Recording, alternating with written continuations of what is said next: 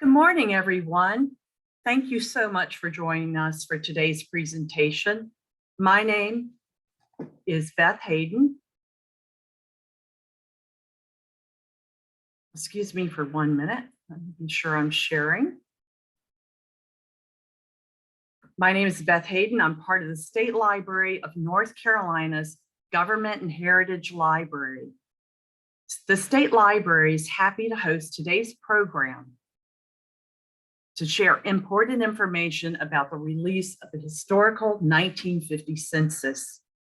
Please visit the State Library of North Carolina's website to learn more about the SLNC Government and Heritage Library's collections and services. You can find that link and others that we'll talk about throughout the presentation in the chat box. After the presentation, we'll send you a follow-up email from today's program. It will include a link to the presentation recording, which will be available on the State Library's YouTube channel. And we're sharing the link to our YouTube channel in chat right now.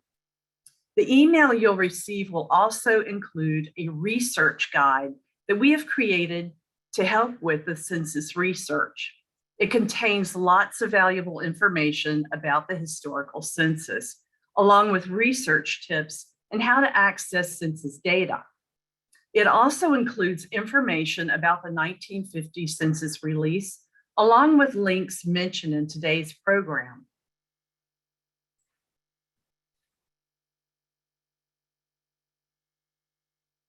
Captioning is available for this presentation. To view closed captioning in the Zoom platform, click on the live transcript button on your Zoom control toolbar. You can select either show subtitle for live captions or view full transcript for a full running transcript of the presentation. To make any changes to your captioning settings or text size of captions, select subtitle settings option and make the changes as you need them. You can also interact with us during the program via chat. Click on the chat button on the Zoom toolbar to bring up the chat box. Message us if you need technical help or if you have questions for the presenter about any of the content we cover today. We'll have time to address questions at the end of the session, but feel free to add questions in chat anytime, and we'll keep track of them to answer at the end.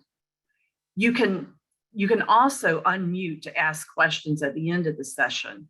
But until then, we do ask everyone to please keep their microphones muted. Welcome to Once a Decade, exploring the 1950 census release with Kelly Karras of the U.S. Census Bureau. And thank you all for joining us today.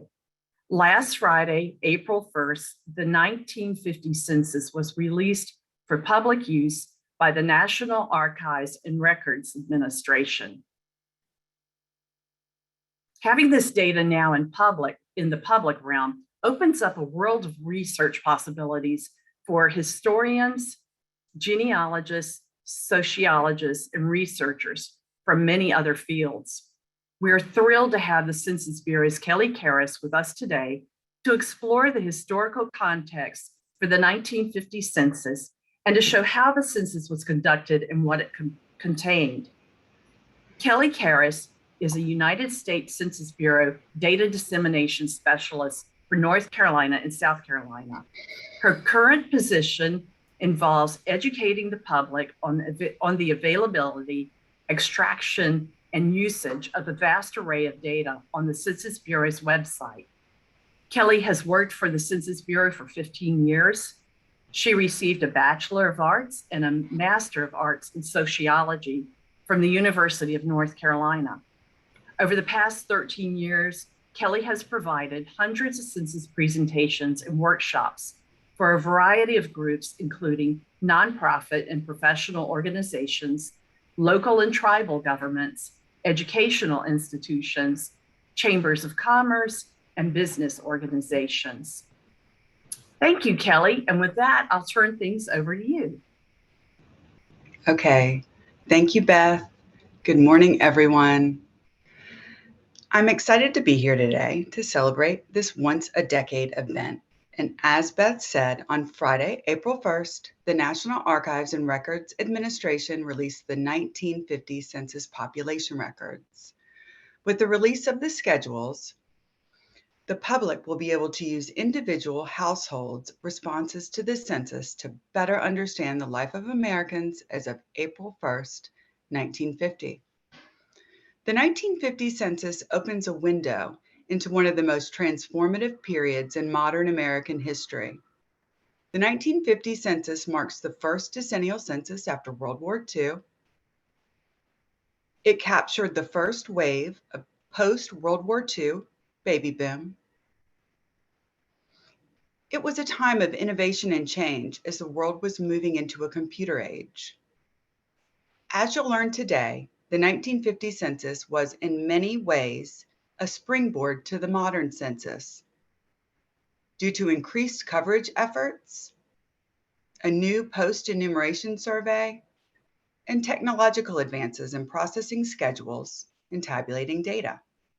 And for many genealogists, the 1950 census is also the first enumeration in which they will find themselves or their parents and grandparents, as it is the first census to include people born between April 2nd, 1940 and April 1st, 1950.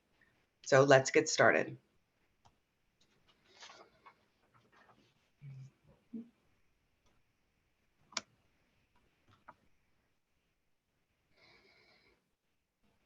Just a moment here.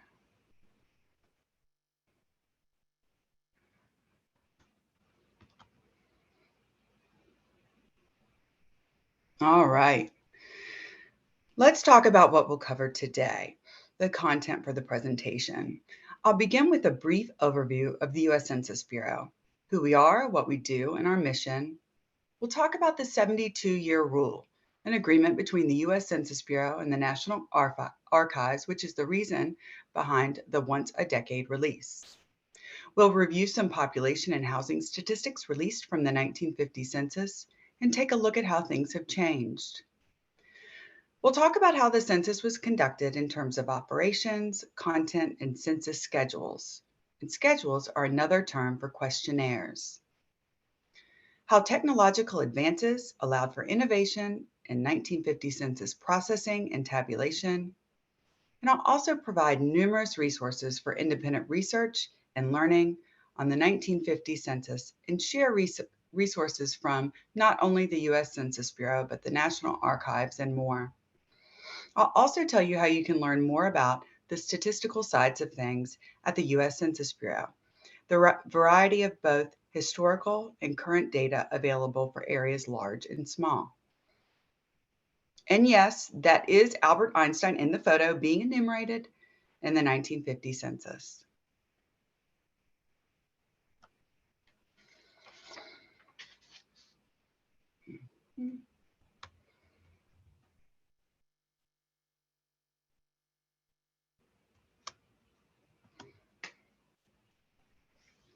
As the federal government's largest statistical agency and the nation's data collector, the U.S. Census Bureau conducts 3 censuses: the economic census, which serves as a benchmark for changes in the U.S. economy and businesses by sector over time; the census of governments, which provides data on local and state government finances, spending, and employment; and the decennial census, which is the once-a-decade headcount we've been conducting since 1790, when U.S. Marshals on horseback enumerated a young but growing nation.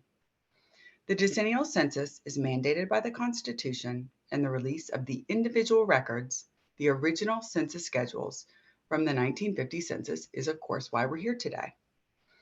The Census Bureau also conducts over 130 current or ongoing surveys every year, including most notably the American Community Survey, which is the largest household survey in the U.S., and it provides annual data for areas of all sizes on a variety of different topics, including population, housing, and social and economic topic areas. The Census Bureau also produces annual population estimates and less frequent population projections.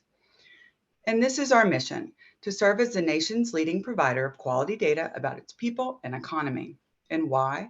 Because census data is a key source used for planning schools and roads, for opening or expanding businesses, and distributing billions of dollars in federal funding every year. Okay, so why are we here today, and what is the 72-year rule? 72 years is the length of time between data collection and when individual census records are released to the public. The 72-year rule is based on an agreement made in 1942 between the U.S. Census Bureau and the National Archives. Although there's no official documentation why the two organizations picked 72 years specifically, this time frame provides a balance between the need for a public release of federal records and to protect confidentiality. And the agreement was signed into law on October 5th, 1978, and that is a date that is very easy for me to remember. It is my date of birth. The advertisement included on this slide shows how in 1950, the Census Bureau sought to assure all Americans that the data they provided would remain strictly confidential. Even mentioning a resident's age to someone who did not have a work-related need to know could land a census employee in very serious trouble. In fact, all census employees, including myself, are sworn to uphold the provisions of Title 13 of the U.S. Code, which protects the data collected by a census. Employees violating the law face severe penalties, including 5 years in prison and or a $250,000 fine. And one thing I'd like to mention about the records release is that while the Census Bureau is the nation's data collector, the National Archives is the nation's record keeper. And the individual census records from 1790 to 1950 are maintained by the National Archives, not the U.S. Census Bureau. These records are currently available for genealogical research on the National Archives website.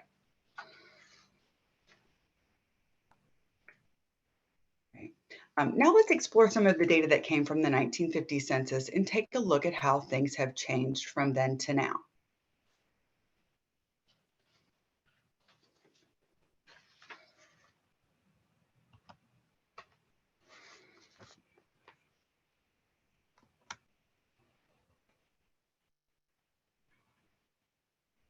Just a moment to get to this next slide. This bar chart shows the U.S. population change by decade for the last 100 years, from 1920 to 2020. From 1940 to 1950, the nation's population grew by 14.5%, the third highest rate of any decade during this century.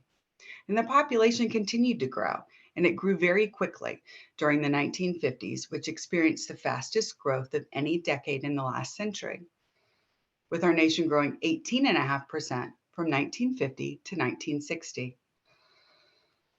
Again, the 1950 census captured the first wave of the post-World War II baby boom. And the baby boom generation refers to babies born between 1946 and 1964. This generation represents one of the largest generations in our nation's history.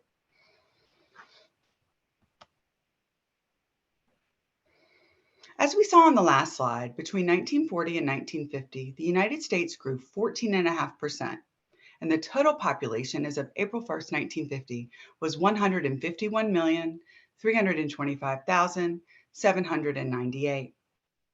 New York, New York, Chicago, Illinois, and Philadelphia, Pennsylvania remained the nation's largest urban places.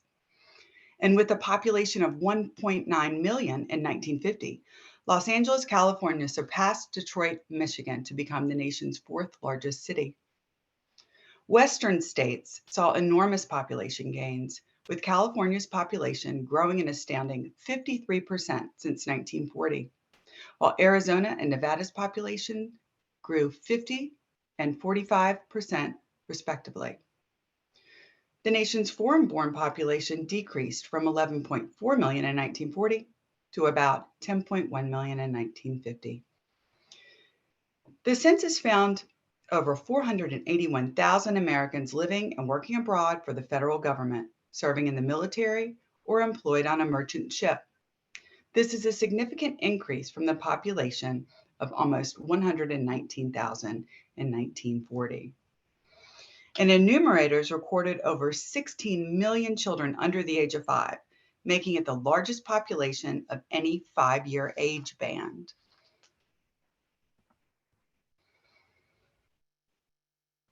This is a great then and now infographic recently published by the U.S. Census Bureau, featuring data from the 1950 census as well as data from the 2020 census and the 2019 American Community Survey, which now collects all of the detailed characteristic data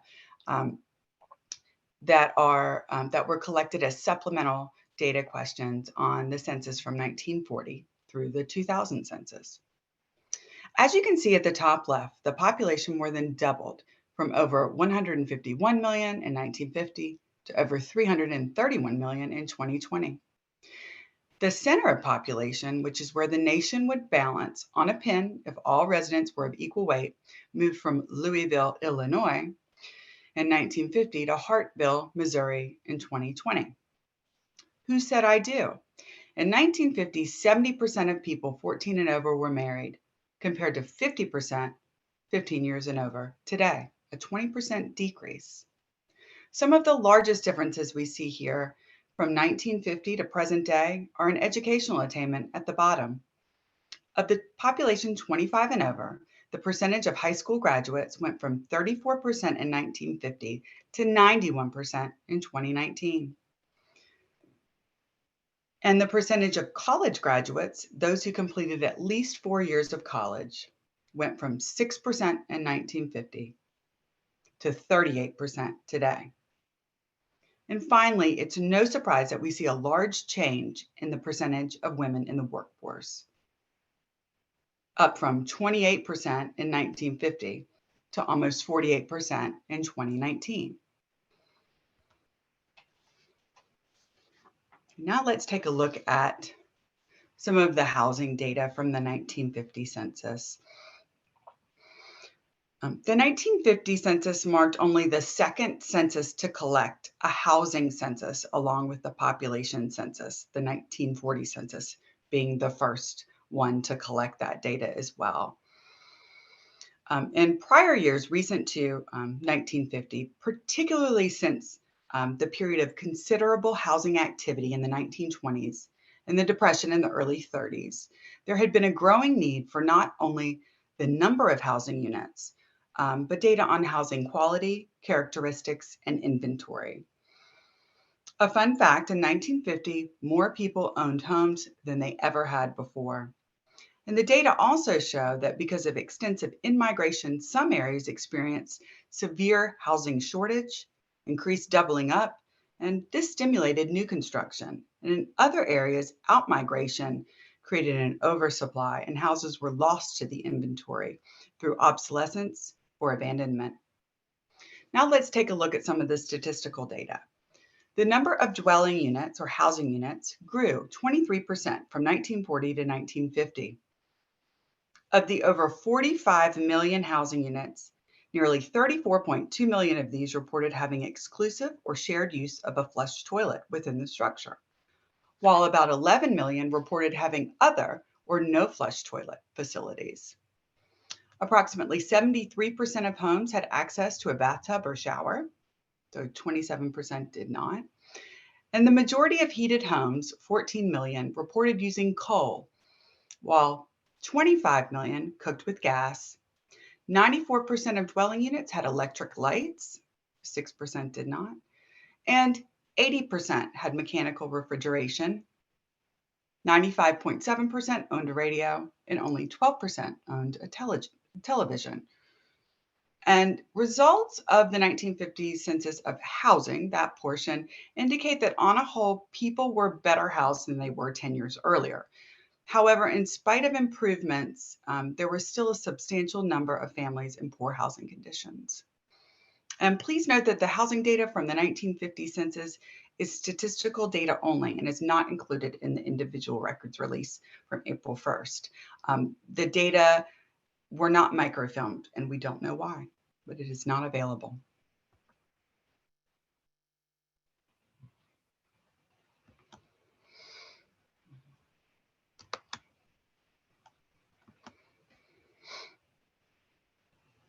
Just one moment.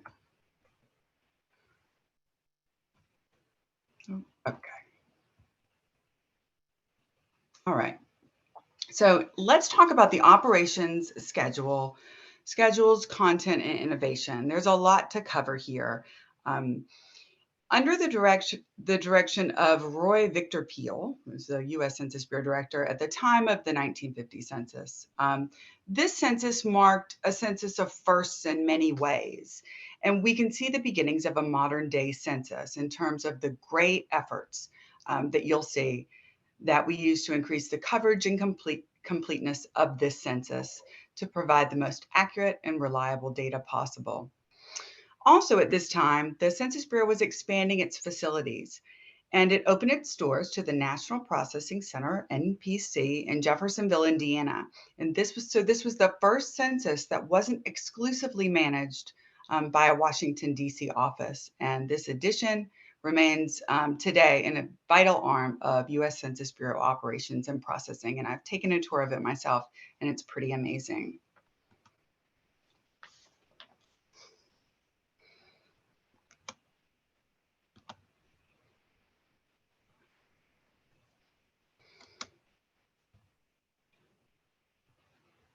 Okay.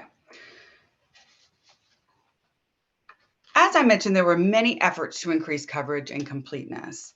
And I have a lot of talking points here, much more so than the bullet points indicate. So I'm going to give you a little bit of an overview of the census operations.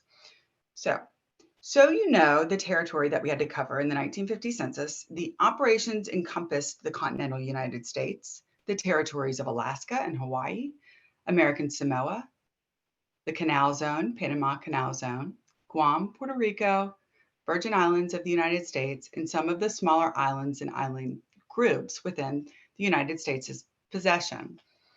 To reach Americans in all areas, the U.S. Census Bureau hired nearly 150,000 census takers in the months leading up to Census Day, April 1st, 1950. And as a side note, Census Day moved to April 1st in 1930 and has remained there ever since. The 1950 census enumeration began on Census Day, April 1st, 1950, with a 90% of the population having been enumerated by the end of the month. So, weather delayed enumeration in some areas until mid-May, and all but 1% of the population had been enumerated by the end of June of 1950. Basically, enumerators went door to door carrying individual schedules for each household, along with instructions to assist with completing the forms. Enumerators were provided more robust job aids this time around, including detailed instructions and street maps of assigned areas. There is also increased oversight of the enumerators for the 1950 census. A crew leader was assigned to supervise a group of approximately 15 enumerators.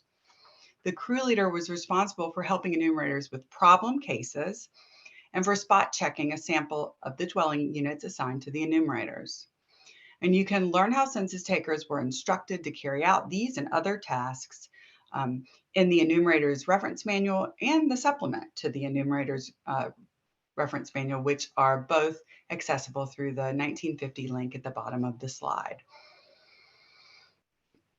Nearly 5 years after World War II, the 1950 census marked the first time the United States had a large number of military and government workers living overseas with their families.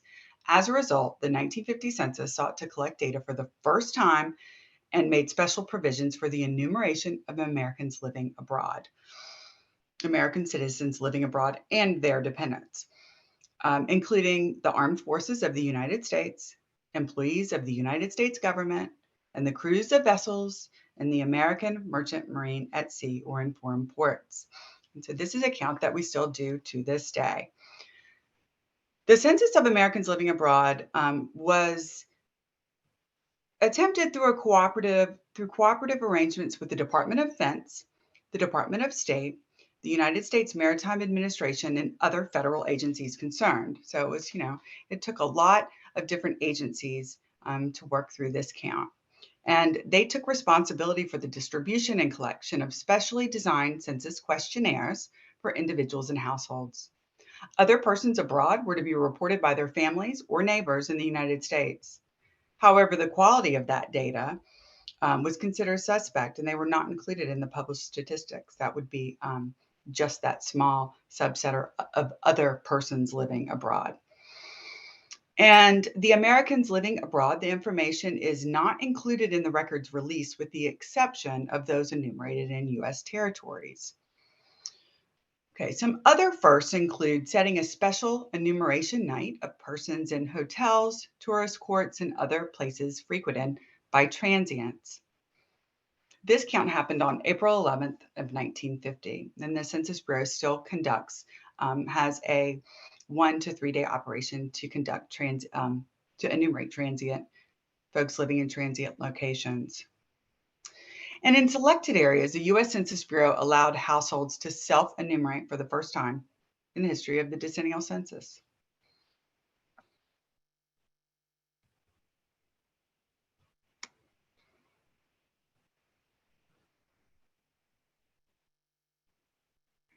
One moment. Okay, further efforts to increase coverage and completeness.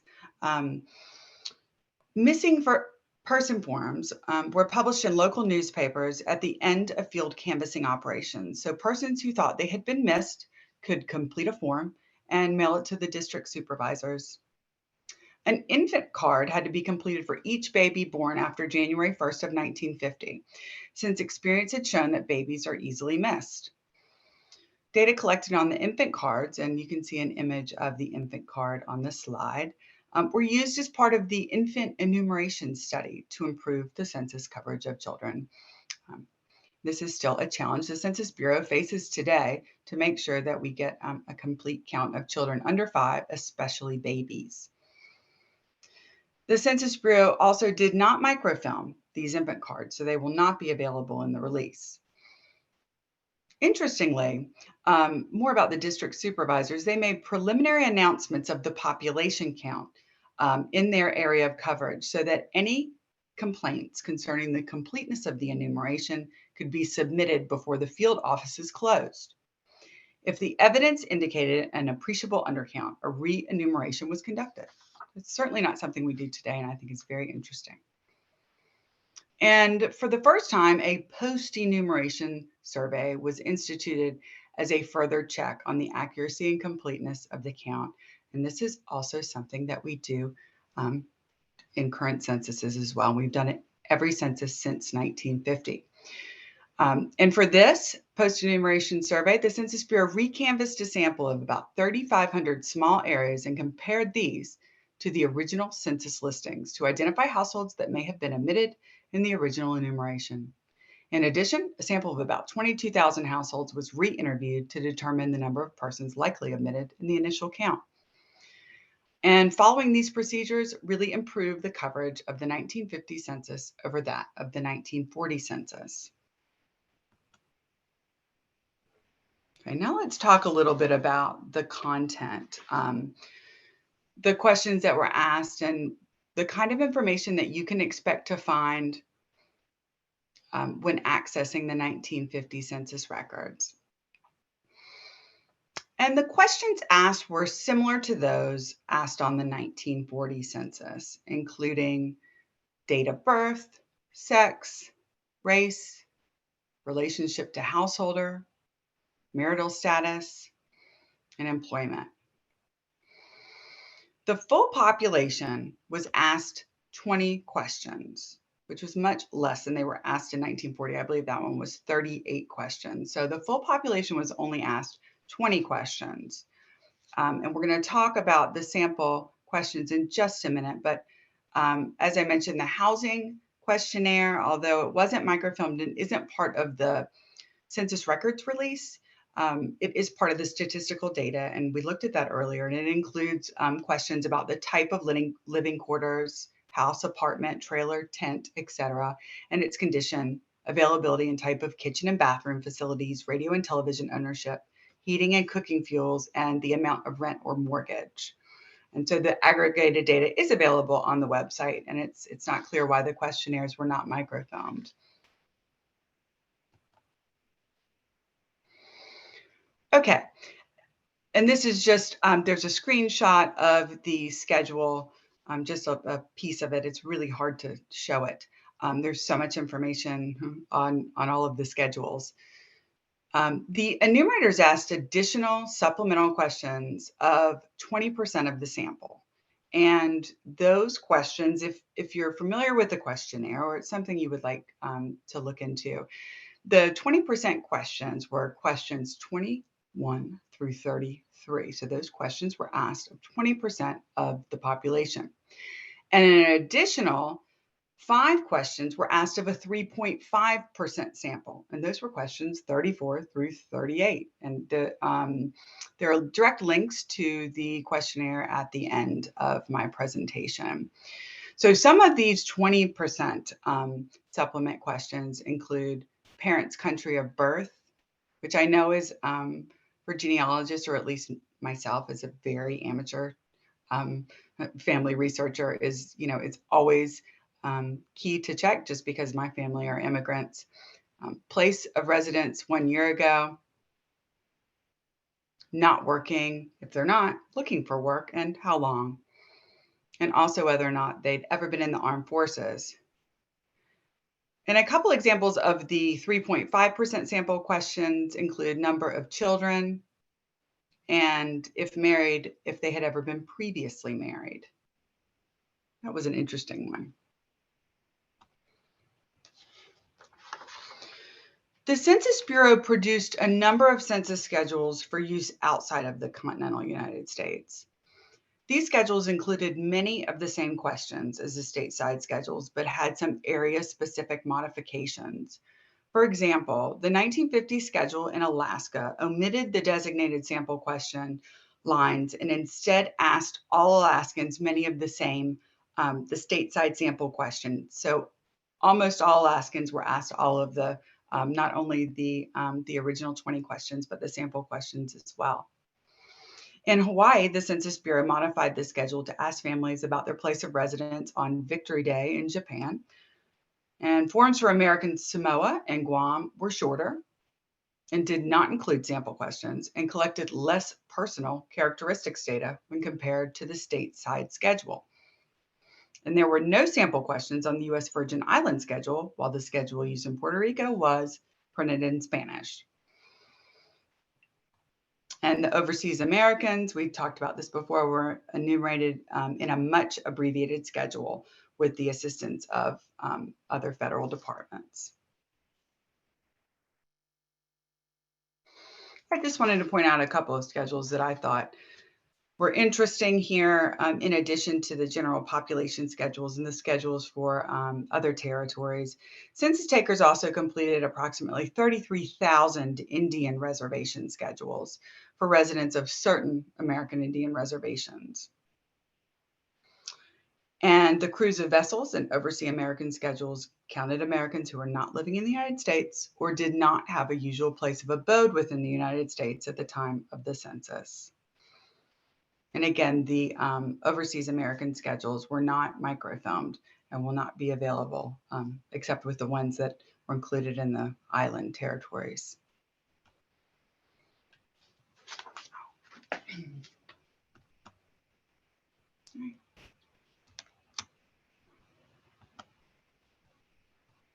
Give me just a moment.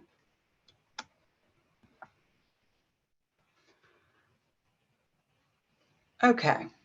So how did the Census Bureau process a record of, records of over 151 million residents? Well, the Census Bureau initially processed census schedules using mechanical tabulation equipment built by Census Bureau technicians or rented from the International Business Machines Corporation that were reminiscent of the machines introduced by Herman Hollerith for the 1890 census.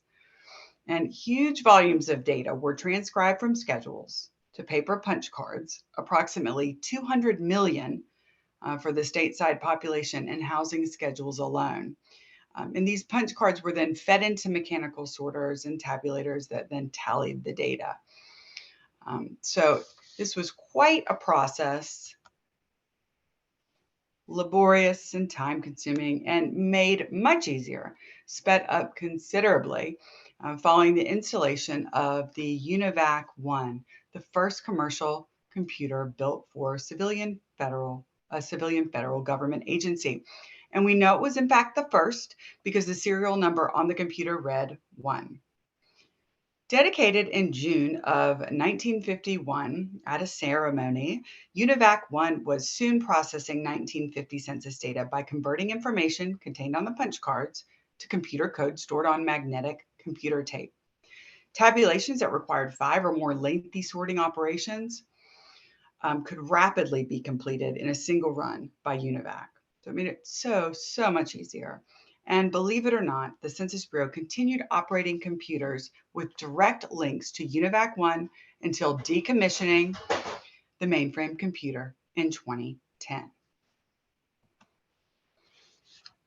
Okay, so I've talked a good bit about how the 1950 census was conducted and how, in many ways, it was a springboard to the modern census, with its methods to ensure coverage and completeness, as well as its use of computers for the first time for processing the schedules and tabulating the data. But now it's time for you to dive into your own research on the 1950 census itself, or on the individual records that are now available from the National Archives. And before I finish talking, I wanted to supply you with some helpful and some fun resources for both types of research. Okay, the U.S. Census Bureau has done a good job of providing materials and resources on the 1950 census release for different age groups and different user types. They produced several fun facts documents under the Statistics in Schools program with additional educational materials for students, but it could be of interest to others as well, non-students wanting to learn more about this particular census. The Census Bureau extended this idea of then and now. We looked at that earlier, the infographic, and they created an interactive game available on Kahoot. And in the middle of the snapshot, or in the middle of the slide, is a snapshot of the trivia game. The Census Bureau also released My Family Tree, which is a good way to begin the process of tracing your most recent ancestors. It was part of, again, Statistics in School release, and it is better suited for younger audiences or those inexperienced with genealogical research. It just doesn't go back very far. But it's a great way to get younger generations involved and interested in history, both individual and collective.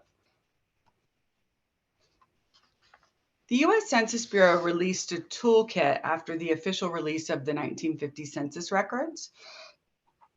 And it allows you to access much of the information that we've seen today, as well as additional links and photos. And here's a screenshot of some of the resources that are within the toolkit.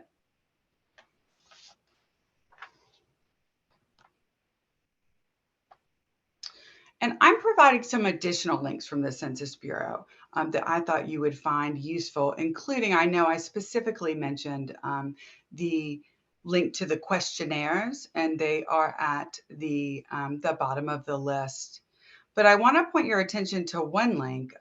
It's A Stroke of Genealogy, Searching U.S. Census Bureau Records, which is a short census course, like a mini course, on the 1950 census. And whether you're conducting genealogy research or just interested in finding records about family members, working with historical records from the U.S. Census Bureau really is a multi-step process. And in that course, one of my colleagues walks you through some of these steps and introduces you to many important resources for accessing these records, including the 1950 census records. And if you're interested in exploring, as I said, the questionnaires or enumerator instructions, that information is available here. The enumerator instructions is within the history link.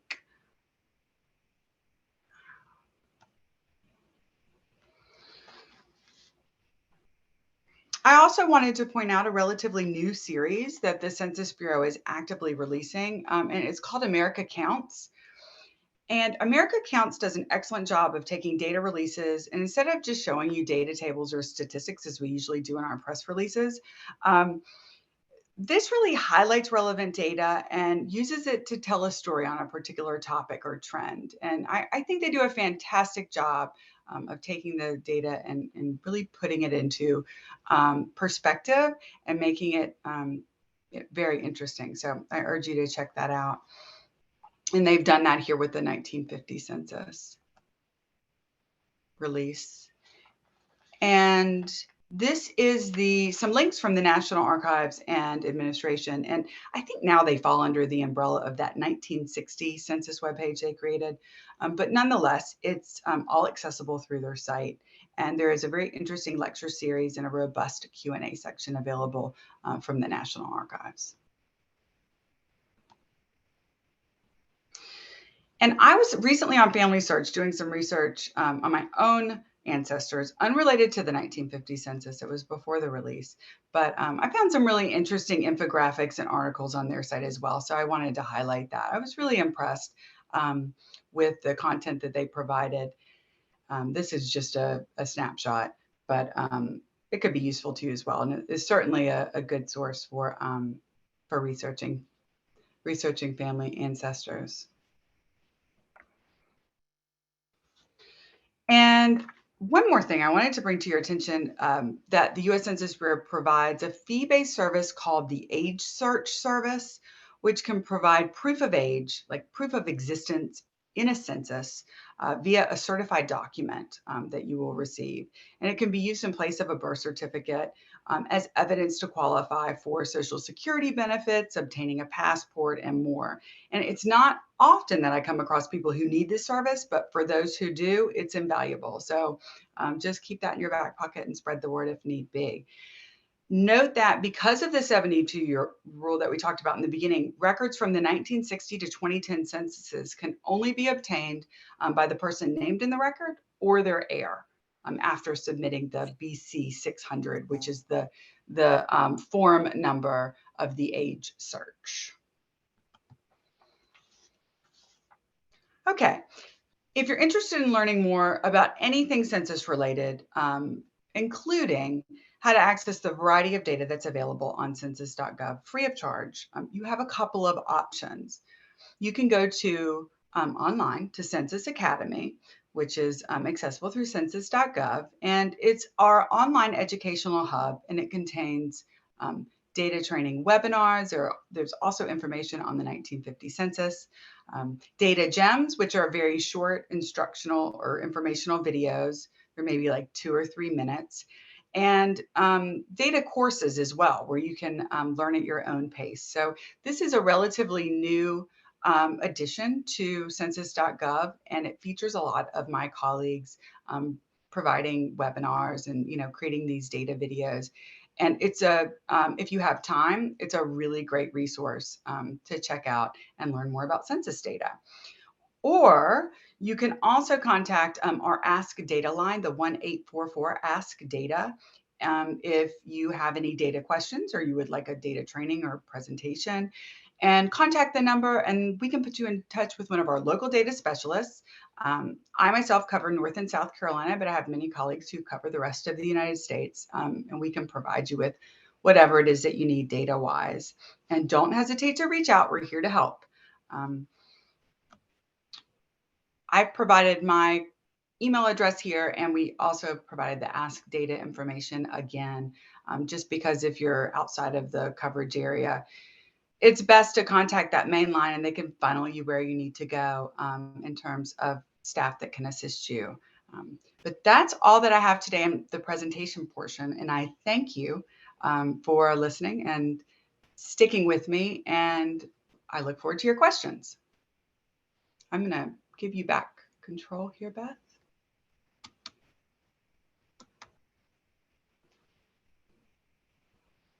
I can't hear you, Beth. You're on mute. I beg your pardon.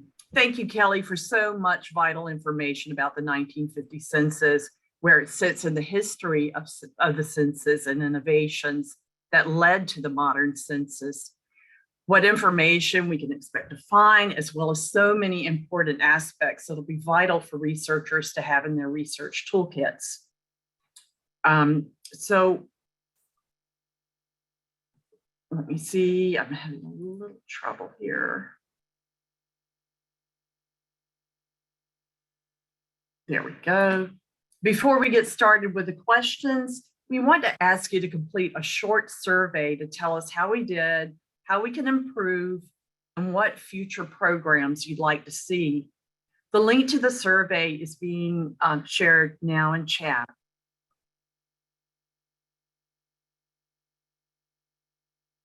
And we're happy to answer any questions you may have at this point.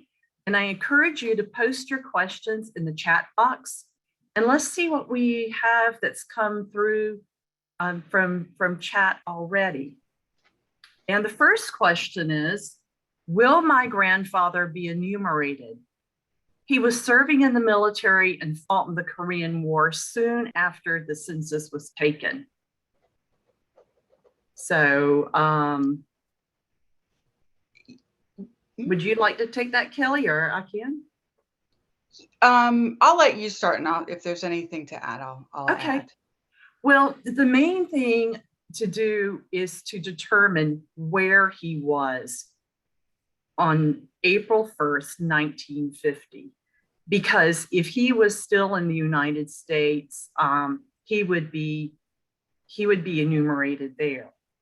Now, if he had already gone to Korea, he might appear as a statistic, but he would not be enumerated in the April 1st release. So I would urge you to look and see if you can determine exactly where he was. Now, if he was in the United States, there are some tools you can use, and you could maybe look through old family papers, city directories, and that kind of thing to see if you can find out exactly where he was located. And this is a good one. Saw a lot of not at home on New York City 1950 census in Harlem. What happened to count those not at home? Okay, so that happened to me. So I'm glad you asked this question. And so you want to know if they went back to those residences. The question is, yes, they did.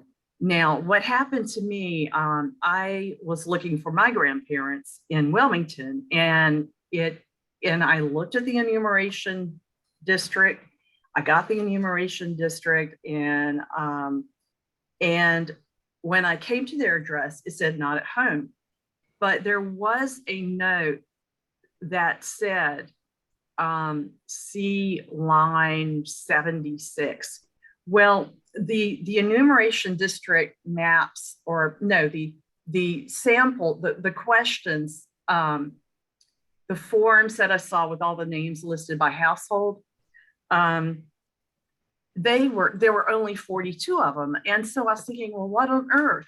So I found out that on the upper right side of the census form, where you see the handwriting for people enumerated by household, there are numbers that do not necessarily correspond with the number of pages that you're seeing in that group.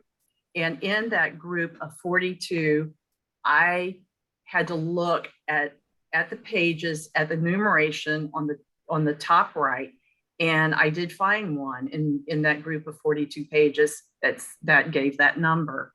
What was it, 76, I believe.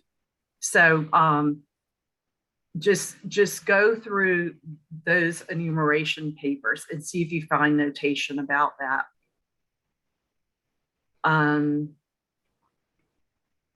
And so, Kelly, you might want to, I don't know if you want this one, where were infant cards used in the 1940 census? No, I'm almost sure they were not. Mhm. The infant cards were, an attempt to capture these babies that, for whatever reason we miss, people don't think to include on a census. So no, they were not. Okay. When census pages weren't microfilm, were the hard copies kept? And would they be available to research? Um, Do you it know for sure, Beth? well, so it's going to depend. When pages weren't microfilm, there were times when what they would do is just compile statistics from them and discard the the forms after they've calculated the numbers from the forms. And it's also going to depend on which collection too. So normally those are not available for research. And you have to kind of remember that the purpose of the census is not for genealogical purposes. It's really for what the government needs at that time to learn. And so a lot of these, such as the infant cards and the housing questionnaires, those are not available to find individuals, only statistics.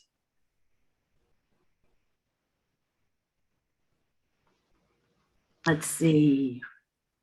Thank you for a great program. Well, thank you. And I'd like to share the educator resources with teachers, but I don't find the family tree graphic on census.gov. I tried clicking information and then educator student.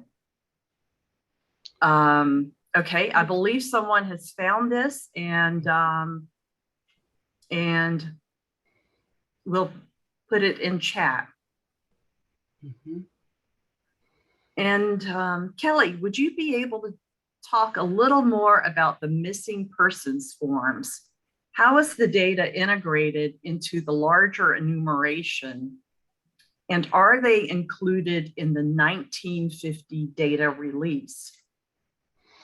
So that's a good question. I was intrigued by the missing person form as well. And unfortunately, I wasn't able to find out any more than what I shared today. But I know with the way that we enumerate transitory locations, even in the census today, that yes, they are included, but parsing them out of the data, getting that data out of the statistics, is not something that is generally possible. So yes, they're included, and I wish I could tell you a little more about them, but that's all I know.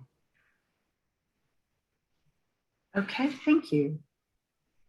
Next question is, I have a family in Columbus, Ohio, Franklin County, that self-reported where both sides of the form microfilm. The address does not appear on the side of the form with the family data. So I believe what I usually do if I cannot find an address on the side of a form, I generally look at the form before and after to see if there's an address. I don't know if you have more to add to that, Kelly. No, I don't. I think that's good advice. Mm-hmm. Okay. And do you have tips for browsing and finding people in Michigan and Ohio where optional test forms were used and not the usual door-to-door sheets? And I believe you must be referring to like the self-reporting and the question before where they were experimenting in those areas. So Kelly, You know, I haven't been in the records yet, and so since I certainly haven't been in Michigan and Ohio, but so I haven't looked at them to know. But I would be fascinated um, to see that, but I don't have any information on that yet. Um, so for that question, if you don't mind leaving your getting back to us, I've got some places where you can get back to us. We can look into that for you. I'm hoping they're in the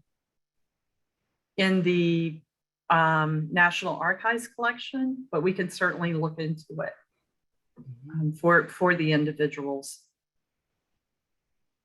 And are there similar then and now charts for previous censuses? The 1950 versions you showed us was fascinating, and thank you, Kelly. I know. I think so as well, and I wish that the Census Bureau would take advantage of all of the great historical data and provide it in those types of formats. And sometimes we do. And what I would urge you to do is on census.gov. I think it's accessible, or it is accessible through there's a banner on top, but we have an infographics page, and all of the infographics should be cataloged there. And although it's not specifically just like the then and now 1950, you'll see some data on some other fascinating topics. Okay. Thank you. What about those who were serving in the military? Are those persons located anywhere in the census? Yes, but I'm thinking, since I have not yet been in the records, like how, like parsing that out, I don't know how, what that looks like. Beth, have you had any experience with that yet? What I've seen, it is just going to depend upon their location. Now, these people who were enumerated in the military, they were used in statistical information, we know, but there are some locations. For example, I know there was a great deal of military and still, after World War II, there were a lot in Japan, and they may have been counted, but they are not going to appear on as individuals on the forms. So again, it just depends on location. And I believe we have time for one more question. Okay. So our patrons do much of their searching through commercial databases such as Ancestry or Heritage Quest. Is there any information on when the 1950 data might be available there? That is an excellent question, because I had that question myself. And at this point, there is no specific time when every individual is going to be indexed. And that is because, just like in the 1940 census, we had to rely upon volunteers for that census entirely to go and index each individual so that they would be available through databases. Now, we're a little luckier this time because we do have some people who appear in the 1950 census through computer processing, but it doesn't give everybody. So again, volunteers are needed to go in and help clean it up and help it get indexed. So no, there's not a set deadline, but I'm hoping it'll be faster. But unlike the 1940 census, we've got more individuals in the 1950 census to index. So the good thing about Ancestry is you can go on there, and there is a place where you can sign up, and you will be notified when your state is done. and they will let you know. So that's something to look at. And so I believe the same will be for Heritage Quest, since they are owned by Ancestry. So, well, thank you very much for the questions. And I do have just a tiny bit more to talk to you all about. And thank you so much, everyone, for all those questions. And for any we didn't get to or that may occur later, I encourage you to reach out to the State Library of North Carolina's Government Heritage Library reference team, and we'd be delighted to try to help you out. And our phone and email are being shared in chat. I also want to talk to you about some upcoming events before you go today. North Carolina Trivia Night is May 19th at 6 p.m. And you can show what you know about North Carolina's history, geography, and culture. And the registration link is being shared in chat. It's a lot of fun. Also, let's see. Also, join us in May for programs celebrating Jewish American Heritage Month. Powered by humor, Harry Golden's civil rights blogging before the internet will be presented by author Kimberly Harnett on May 25th at 1. Also, tracing your roots, your Jewish roots in Ukraine, Belarus, and Poland will be presented by Barbara Friedman of the Triangle Jewish Genealogical Society on May 31st at 10 a.m. And the registration information is being shared in chat, and we hope to see you there.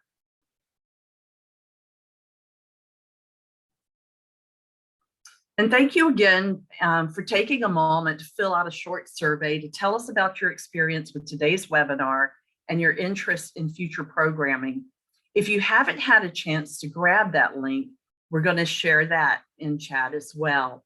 Thank you. We hope you've enjoyed today's program and found the information we talked about valuable. I know I've learned a lot, and we're all excited to begin using the data. And finally, I'd like to extend a thanks to Kelly Karras of the United States Census Bureau. Thank you for sharing your time and your knowledge with us today. And thank you to Stephen Ashley from the SLNC Government and Heritage Library for chat support. And thanks to all of you all for joining us for today's webinar. We look forward to seeing you at future events, and I hope you have a wonderful day. Thank you.